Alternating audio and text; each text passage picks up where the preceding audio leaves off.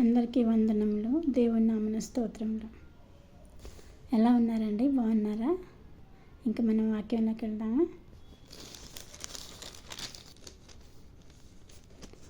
నేటి మన ధ్యానాంశము దేవునితో నడుచుట. ఎవరితో? దేవునితో నడుచుట. దేవునితో నడుచటం ఎలా చూద్దామండి. కీర్తన గ్రంథము 86వ అధ్యాయము 11వ వచనము. యెహోవా, నేను నీ సత్యమును అనుసరించి నడుచుకున్నట్లు నీ మార్గమును నాకు బోధింపుము. యెహోవా, నేను నీ సత్యమును అనుసరించి నడుచుకున్నట్లు నీ మార్గమును నాకు బోధింపుము. సత్యమును అనుసరించి నడుచుకుంటే ఎలాగో నాకు నేర్పించమని దావీదు మహారాజు వేడుకుంటున్నాడు. ఇక్కడ మనం కూడా ఆయనకి లాగానే సత్యం అనుసరించడం ఎలాగో నేర్పించమని, నాకు బోధించమని మనం కూడా యెహోవా తండ్రికి, యేసు ప్రభుకి ప్రార్థించుకోవాలి. మరి దావీదు గారు ఎలా ప్రార్థించాలో చూద్దాం. యెహోవా, నీ మార్గములను నాకు తెలియజేయము. అయ్యా, నీ మార్గములు నాకు తెలియజేయ, నేను నీ మార్గంలో నడుస్తాను. మనం కూడా అలాగే అడగాలి యేసయ్యని. యేసయ్యా, నీ మార్గములు నాకు తెలియజేయి, నేను నీ మార్గంలో నడుస్తాను. నీ త్రోవలు నాకు తేటపరచుము. నీ త్రోవలు, నీ దారి ఎలా ఉంటుందో నాకు తెలియపరచయ్యా అంటున్నాడు. యెహోవా, నీ మార్గము నాకు బోధింపుము. నీ మార్గమును నాకు బోధింపుము. సరళమైన మార్గమును నన్ను నడిపించము. సరళమైన మార్గములో నన్ను నడిపించమని దావీదు మహారాజు ప్రార్థిస్తున్నారు. మరి మనం కూడా సరళమైన మార్గంలో నడిపించమని ప్రార్థిద్దామండి. నీ కృప నా కన్నుల ఎదుట నుంచుకొని ఉన్నాను. నీ సత్యమును అనుసరించి నడుచుకొనిచున్నాను. నీ కృప నా కన్నుల ఎదుట నుంచుకొని ఉన్నాను. నీ సత్యమును అనుసరించి నడుచుకొనిచున్నాను. సత్యము అనగా ఎవరు? నేనే మార్గము, సత్యము, జీవమునై ఉన్నానని యేసు ప్రభు చెప్పారు. సత్యము అంటే యేసు ప్రభు. యేసు ప్రభుని అనుసరించి నడవటమే ఆయన బోధనలను అనుసరించి నడవటం. నీవు నన్ను, యెహోవా, నేను నీ సత్యమును అనుసరించి నడుచుకున్నట్లు నీ మార్గమును నాకు బోధించుము. సత్యమును అనుసరించి నడుచుకున్నట్లు ఆయన మార్గమును బోధించమంటున్నాడు. సత్యము అంటే నేనే మార్గము, సత్యము, జీవము అన్నారు యేసు ప్రభు. కాబట్టి సత్యము అనగా యేసయ్య. యేసయ్యను అనుసరించి నడవటం నేర్చుకోవాలి మనం కూడా దావీదు మహారాజు ఆయన పెద్ద రాజు అయి ఉండే ఆయన యెహోవా మార్గంలో నడవటానికి ఎలా నడవాలో బోధించమని అడుగుతున్నారు. మనం కూడా ఈరోజు ఈ క్షణము అడుగుదామండి. ఎలా నడవాలని, సత్య మార్గంలో ఎలా నడవాలని మనం అడిగి ఇక్కడ నేర్చుకుందామండి. దావీదు మహారాజు అయిన యెహోవా బాటలో నడుచువాడు మనం కూడా ఆయనతో కూడా నడవాలి. దావీదు మహారాజు అయిన ఆయనే, గొప్ప రాజే దేవునిను నడుచుకున్నాడు. మనం కూడా ఆయన యందు నడుచుకోవాలి. ఇంకా మనకి బైబిల్ గ్రంథంలో దేవునితో నడిచిన వాళ్ళు ఎవరున్నారో చూద్దాం. ఆదికాండము 17:1. దేవుడు అబ్రహామునకు ప్రత్యక్షమై, నా సన్నిధిలో నడుచుచు నిందారహితుడివై ఉండుము. అబ్రహాంకి దేవుడు ప్రత్యక్షమై చెప్తున్నాడు, నా సన్నిధిలో నీవు నడుచు, నిందారహుడివై ఉండుము, నిన్ను అత్యధికంగా అభివృద్ధి పొందించేదను. అబ్రహాంతో చెప్పిన దేవుడు నిన్ను నన్ను కూడా దీవిస్తాడండి, అభివృద్ధి పరుస్తాడండి ఆయనతో నడిస్తే. అబ్రహాము దేవునితో నిందారహితుడై ఉన్నాడు. మనం కూడా నిందారహితంగా ఈ లోకంలో జీవించినట్లయితే యేసయ్య మనల్ని అభివృద్ధి పరుస్తాడండి. అన్ని విషయాల్లో అభివృద్ధి పరుస్తాడు. ఆర్థిక పరంగా కానీ, మనకి ఏ విధమైన ఉద్యోగపరంగా కానీ, ఆర్థిక పరంగా కానీ, బిడ్డల విషయంలో కానీ, చదువుల విషయంలో కానీ, ఉద్యోగం విషయంలో కానీ, ఆరోగ్య విషయంలో కానీ, అన్ని విషయంలో మనల్ని అభివృద్ధి పరుస్తారండి. అబ్రహాము చెప్పినట్టు అబ్రహాము నిందారహితుడిగా ఎలా ఉన్నాడో మనం కూడా నిందారహితంగా ఉండాలి. మనందరినీ అలా నడవాలని చెప్తున్నాడండి. అతను నిన్ను అత్యధికంగా అభివృద్ధి చెందించిన మనం కూడా నిందారహితంగా దేవునితో నడిచినట్లయితే యేసయ్య మనల్ని కూడా అత్యధికంగా అభివృద్ధిపరచను.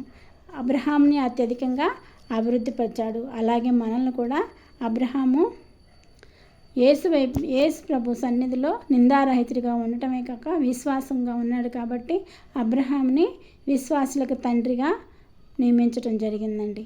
విశ్వాసులకు తండ్రిగా పిలవడం జరిగింది దేవుడైన యెహోవా. అబ్రహాము, నువ్వు విశ్వాసులకు తండ్రివి అని చెప్పడం జరిగింది. తర్వాత ఆదికాండము 6:9. నోవహు తన తరం వారందరిలో నిందారహితుడిగా ఉండి ఆయనతో నడిచెను మరియు దేవునితో నడిచెను. అందుకే అతడు జలప్రళయం నుండి రక్షించబడ్డాడు. అందరూ చనిపోయారు, ఎవరు దేవుని అనుసరించలేదు కాబట్టి ఈయన ఒక్కడే దేవుని యందు నిందారహితుడై దేవుని మాటతో నడిచాడు కాబట్టి జలప్రళయం నుండి రక్షించబడ్డాడు నోవహు. ఓకేనా? అబ్రహాము, నోవహు. తర్వాత హానోకు. ఆదికాండము 5:24. హానోకు దేవునితో నడిచిన తర్వాత దేవుడు అతన్ని తీసుకొని పోయాను. హానోకు చనిపోలేదండి, దేవుడు అతన్ని తీసుకొని పోయాడు. ఎందుకంటే హానోకు దేవుడు కొనిపోబడక ముందు భూలోకంలో ఉన్నప్పుడు దేవునికి ఇష్టుడై ఉన్నాడు, ఆయనకి ఇష్టుడై ఉన్నాడు. అందుకనే హానోకును చనిపోకుండానే దేవుడు తీసుకొని పోయాడు. హానోకు దేవునితో నడిచిన తర్వాత దేవుడు అతను తీసుకొని పోయాను. విశ్వాసమును బట్టి హానోకు మరణమును చూడకుండానట్లు కొనిపోబడిను. ఎందుకు, ఎలా కొనిపోబడ్డాడు? విశ్వాసమును బట్టి. అబ్రహాము విశ్వాసమును బట్టి విశ్వాసులకు తండ్రి అయ్యాడు. జలప్రళయం వస్తుందని విశ్వాసంతో నమ్మిన నోవహు జలప్రళయం నుండి రక్షించబడ్డాడు దేవునితో నడిచి. అలాగే హానోకు కూడా దేవునితో నడిచాడు. అంతకుముందు విశ్వాసం బట్టి హానోకు మరణమును చూడకుండా కొనిపోబడను. అతడు కొనిపోబడక ముందు దేవునికి ఇష్టడై ఉండెను. మనం కూడా దేవునికి ఇష్టడై ఉన్నట్టు ఉండాలండి. దేవునికి ఇష్టడై ఉన్నట్లయితే మనం కూడా రెండో రాకడలో ఎత్తబడతామండి. దేవునికి ప్రియమైన బిడ్డలుగా మనం కూడా ఉన్నట్లయితే రెండో రాకడలో ఎత్తబడతాము. కాబట్టి మనం కూడా విశ్వాసంలో దేవునితో నడుచుకుందాము. అబ్రహాంలాగా, దావీదులాగా ఆశీర్వదించబడదాము. ఓకేనా? మనం కూడా విశ్వాసంలో దేవునితో నడుచుకుంటూ అబ్రహాంలాగా, దావీదులాగా ఆశీర్వదించబడదాము. తర్వాత హానోకులాగా దేవునితో కొనిపోబడదాము. దేవుని రెండో రాకడలో మనం ఎత్తబడి సంఘంలో ఉండాలండి. అలా ఉండాలంటే మనం ఎలా ఉండాలి? యేసయ్యతో సత్యమును అనుసరించి నడుచుకొనవలెను. అప్పుడు ఇక్కడ దావీదు మహారాజు అంటున్నాడు, యెహోవా, నేను నీ సత్యమును అనుసరించి నడుచుకున్నట్లు నీ మార్గము నాకు బోధింపుము. సత్యమును అనుసరించి నడుచుకున్నట్లయితే మనము ఎత్తబడి సంఘంలో ఉంటామండి. సత్యమును అనుసరించి నడుచుకొని మనం రెండో రాకడ సమయంలో మన యేసయ్య వస్తాడండి. ఒకసారి వచ్చి మనందరికీ మన కోసం తన ప్రాణాలను భూలోకంలో సిలువలో అర్పించారండి. మన కోసం తన తండ్రిని విడిచి ఇక్కడికి వచ్చి భూలోకంలో మన కోసం సిలువలో మరణాన్ని జయించి మూడో రోజు తిరిగి లేచాడండి. ఇప్పటి వరకు ఎవరైనా రక్షణ పొందకపోతే ఈ క్షణమే అనుకూల సమయం అండి. రక్షణ పొంది దేవుని మనం చేసిన పాపాలను ఒప్పుకున్నట్లయితే ఆయన మనల్ని రక్షిస్తాడండి. తర్వాత బాప్తీసం తీసుకొని ఆయనతో నడిచినట్లయితే ఆయన రెండో రాకడలో మనము ఎత్తబడతామండి. మనం రెండో రాకడలో ఎత్తబడి బిడ్డలుగా ఉండాలండి. లేకపోతే నిత్య నరకంలోకి వెళ్తామండి. నిత్య నరకంలో అక్కడ ఏముంటుందండి? ఏడ్పును, పండ్లు కురుగుటయు అంతే ఉంటుంది.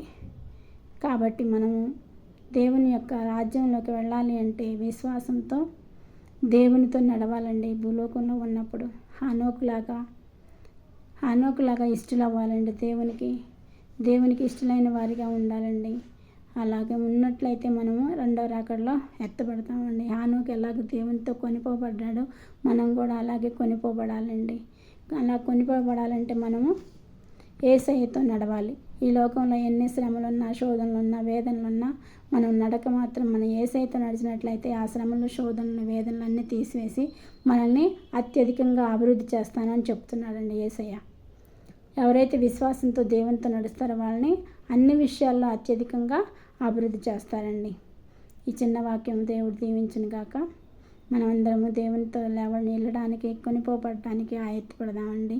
చిన్న వాక్యాన్ని దేవుడు దీవించును గాక. మనందరము యేసు ప్రభువుతో రెండో రాకడలో కొనిపోబడినట్లుగా ఉండాలండి అని కోరుకుంటూ ఈ చిన్న వాక్యాన్ని ముగిస్తున్నానండి. మీరు నా వాక్యం ప్రతిరోజు చూడాలి అనుకుంటే సబ్స్క్రైబ్ చేసుకునండి, షేర్ చేయండి తెలిసిన వాళ్ళకి. ఓకేనా? చిన్న ప్రార్థన చేసుకుందామండి. సర్వశక్తి మిక్కిలి కృపగల ఘనమైన యేసురాజు మీ పాదములకు స్తుతులు స్తోత్రములు తండ్రి. అద్భుతకరుడ, ఆశ్చర్యకరుడ నీ పాదములకు స్తోత్రం నాయన. ఇదిగో ప్రభా, దేవునితో నడుచుట అనే వాక్యం మాట్లాడారు ప్రభా. అయ్యా, నీతో నడిచిన వారందరినీ ఆశీర్వదించావు ప్రభా. మేము కూడా ప్రభా ఈ లోకంలో ఉండగా ప్రభా నీతో నడిచే భాగ్యం మాకు అనుగ్రహించండి తండ్రి. మీ కృప లేకపోతే మేము మీతో నడవలేము ప్రభా. నీ కృప బాహుళ్యం బట్టి ప్రభా మేము ఎలాగ నడవాలో మాకు నేర్పించండి తండ్రి. మీ బాటలో నడిపించండి ప్రభా. రెండో రాకడలో ఎత్తబడిలాగా నాన్న కొనిపోబడినట్లుగా మేము కూడా కొనిపోబడి బిడ్డలుగా ఉండటానికి సహాయం చేయమని మా ప్రభును ప్రియకుమారుడైన యేసుక్రీస్తు నామమున అడుగుచున్నాను తండ్రి. ఆమేన్.